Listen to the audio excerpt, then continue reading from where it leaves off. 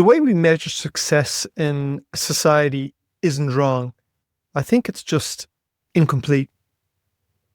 I think we're mostly looking at the wrong scoreboard, and if you're watching the wrong scoreboard, how is it you know if you're winning or you're losing?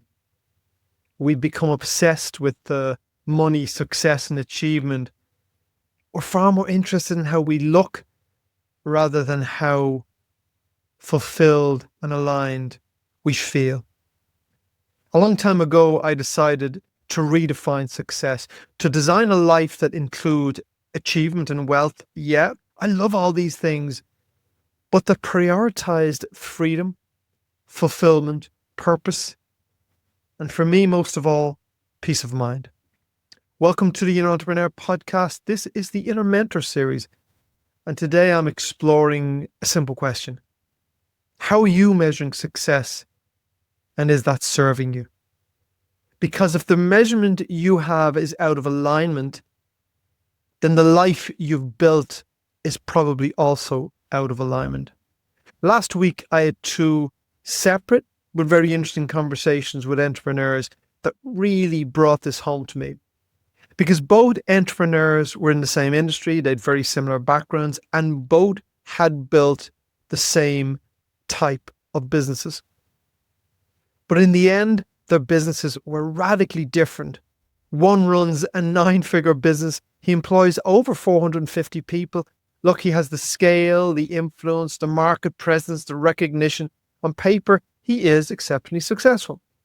The other works entirely on his own, what we call a solopreneur. No employees, no grand scale, just himself. Now, in his case, it's very deliberate because once he had two businesses employing around 20 people, but he struggled with this and it led to problems with his physical and mental health and eventually had to close both businesses down. But he made a wise decision that the life of a solopreneur, not a business owner, was best for him. Now, if you put these two profiles in front of most people and ask who is the most successful, I think if we're honest, our answers would be the same.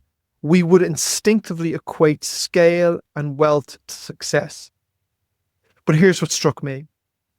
When you stop measuring success by status, the money you've made, and instead measure by the quality of life you live and experience every day, then it turns out these two entrepreneurs' lives are almost identical. But you had to measure it in a different way to spot that. Because both had stable relationships, both had meaningful connections with family, and were in pretty good mental, emotional, and physical health. Both were financially secure, though their finances were radically different at a different scale, but both described themselves as having more than enough to live the lives they wanted to live. Both described satisfaction in how they spent their days. If one revealed more business and financial concerns than the other, it was the entrepreneur with the 9-figure business. I mean, he was very proud of the business he's built, but the reality is a business of that scale, it brings significant degree of responsibility. They're very different businesses, but ultimately, they both had a very similar quality of life. And this is when it becomes clear. The scoreboard we use matters enormously, because if we measure only how much we earn, what our job title is, what your status is in the community, how much you have compared to your friends, what car you drive, if you measure these things, that only leads to misery, an external pursuit of more. And you become trapped in the prison of more, and more. But if you measure fulfillment and alignment and peace and presence, well then everything starts to change. There was a time in my life when if you looked at me from the outside, you would have said I was doing pretty well. My business was growing. I was financially secure, big house, flash car. Honestly, I was ticking all the boxes of success. But if you asked me a different question, if you asked me, Paul, how does your life actually feel to live every day? Well, the answer would have been very different. My smile would have faded and the truth would have been revealed. You see, externally, sure, I was winning. And internally, well, I was miserable. I was exhausted. I was not doing well.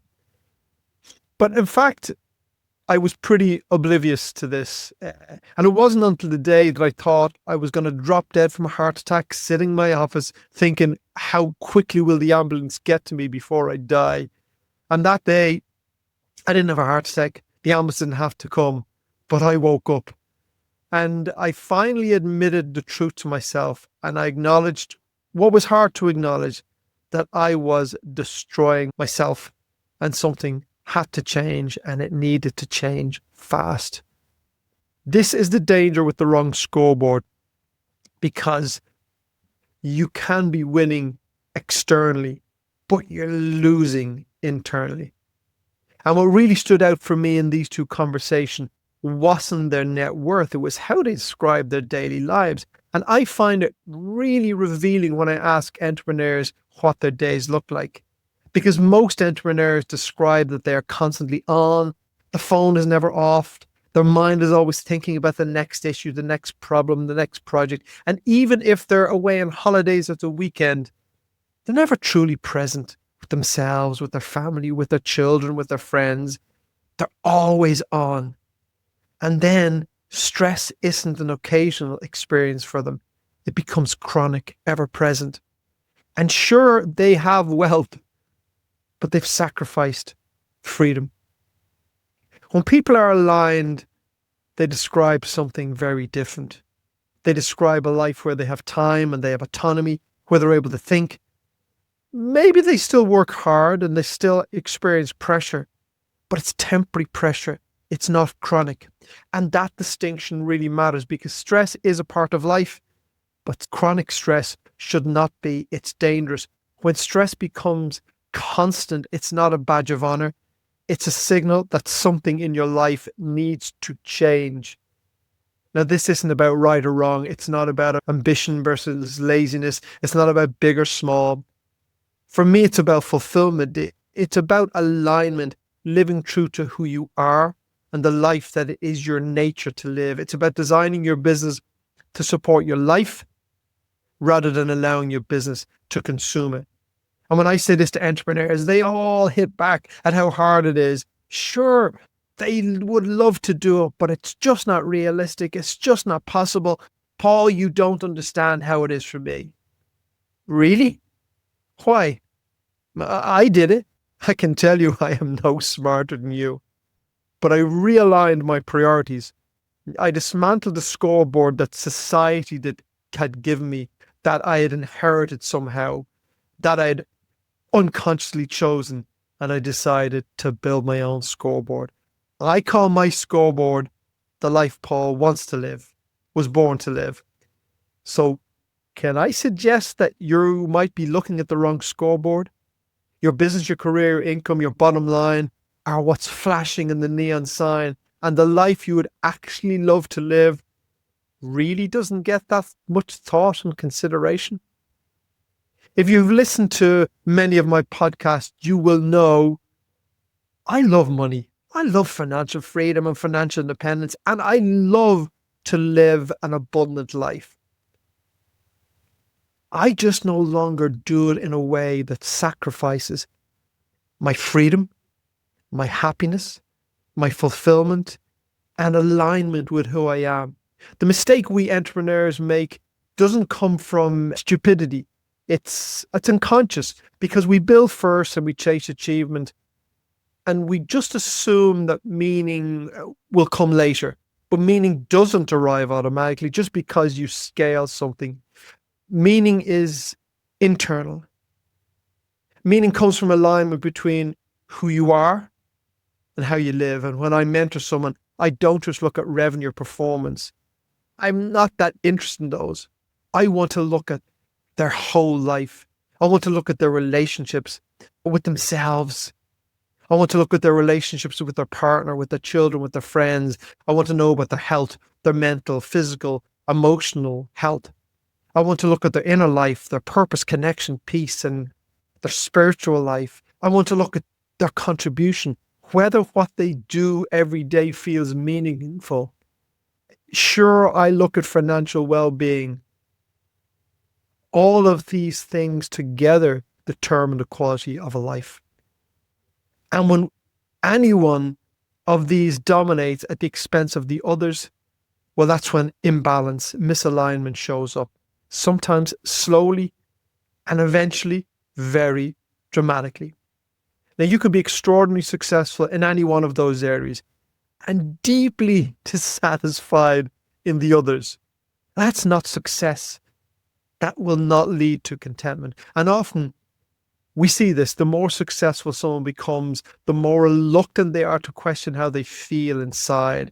And of course, we have alcohol, drugs, and the world of more, because this provides a great distraction and helps us numb ourselves from seeing ourselves and feeling what we don't want to feel and acknowledge. We have become so bonded to the image we've created of ourselves that I think we're afraid to look at the truth. At least I was, and maybe you are also, because success can become a shield. It's how we protect ourselves. And this is the pattern I see repeatedly. High achievers over-invest in business success, career achievement, and they under-invest in health, relationships, the relationship to themselves. They postpone rest, they postpone reflection, living. And they tell themselves, oh, just one more year, just one more milestone, just when we get here, just when we get to 1 million, 2 million, 5 million, 10 million, just a little bit longer. But I'm fucking telling you, it never ends, and postponement of living becomes a way of life. But most people don't consciously decide to sacrifice fulfillment. We just never consciously choose to design and create a fulfilling life. And we delay it long enough that it quietly slips away. Now, let me be very clear here. I am an entrepreneur. I am an investor. And this is not anti-money. It's not anti-ambition. It's not anti-achievement. No way. Because achievement matters. It's growth. It's how we express ourselves. It's how we move forward through life. It's how we create the things we want in our life. And financial freedom really matters. It matters so much to me. But money's a tool, and it's a tool that buys many wonderful things. But it doesn't buy fulfillment, and it won't buy you love, as the song says, and it won't buy you peace, and it won't buy you a sense of connection with yourselves or others, and it certainly won't buy you contentment. Beyond a certain financial point, and that point is once your needs are met and a chosen lifestyle expenses are covered, more money doesn't deliver a whole lot more. In fact, more money then often brings more complexity and more responsibility. But fulfillment, well, that requires alignment. So the real shift is a question that is no longer how much can I achieve, but a question that becomes, what kind of life do I want to live, and how can I align my business and my career and success to serve this? That single question changes how you make decisions, and it changes how you allocate and how you prioritize. It changes what you say yes to, and more importantly, it changes what you say no to. It changes what you tolerate in your life. And it brings success and achievement back into its rightful place, not as the master of your life, but a part of your life and a servant to your whole life. I want to invite you to pause for a moment. Think about your actual lived day-to-day life. What does that look like? What does it feel like? I don't mean the highlights, your LinkedIn profile, your 5-year plan. I mean your real everyday morning, your real evenings. What's your energy levels like? How are your conversations at home? Are they deep, connected, meaningful, or are they trivial to-do lists? And what areas of your life feel damaged or neglected? Now, there's no judgment in these questions. It's just to raise awareness, because awareness is the beginning of new choices. At least that's the opportunity it gives you. If you're measuring success externally, you may well be winning on paper. You may be the most successful man in the room, in the country. But if you measure it internally by how your life actually feels like to live every day, well, the results might be very different. And if the measurement is incomplete, the life you've created will be incomplete. So I put to you, perhaps it's time to redefine success. I don't mean abandon ambition or shrink your goals, but to widen the definition and have them include wealth achievement, of course, but consider prioritizing those things that really matter: purpose, peace, fulfillment, love, connection, meaning. Everything I share are not judgments, they're reflections on my own personal experience, my struggles, my fuck-ups, my challenges, but also my triumphs. Because I was that misaligned, burnt out, overworked guy whose priorities were out of whack. And then I hit rock bottom. I woke up, and over time, slowly, I changed everything. And if I hadn't changed everything, I have no idea what life I would be living today. I have no idea if I would be even here today. And my hope for you, and my reason for recording these, is that you might get to make these changes without having to hit a wall. So if something I've said here today truly resonates, you can click on the link below and book a discovery call, and we can chat about you and the changes you might need to make. But either way, let me leave you with some questions to reflect on. So, how do you measure success? What's the scoreboard you're using? And what are you sacrificing in the pursuit of your success? Is your business supporting your life, or is it consuming it? And most important, as always, if nothing changes, who will you become? Thanks for listening. Until next time.